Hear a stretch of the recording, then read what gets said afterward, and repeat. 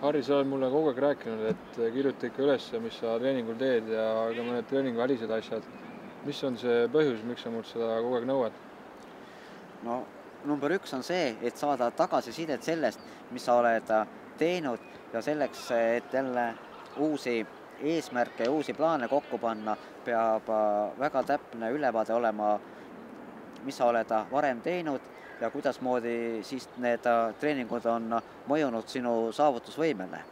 Aga see treeningpäevik ei ole mitte oluline sellise jooksjale jaoks, nagu sina oled, vaid ka harrastusjooksjale, et ta sinna kirjutab sisse need treeningud, mis ta on teinud, ta teab, mida ta tahab saavutada ja kui on ta need asjad saavutanud või midagi läinud viltu, siis on võimalik teha analüüsi ja tagasi vaadata, mis peaks muutma.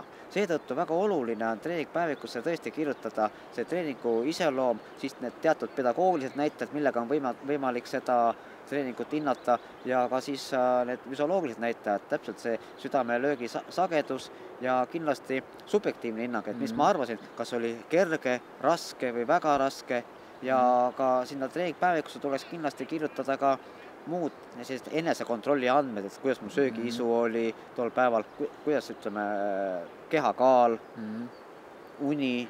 Treeningpäevikust on väga palju abi, me saame analüüsida ja minna tagasi sinna, kus kõik oli hästi.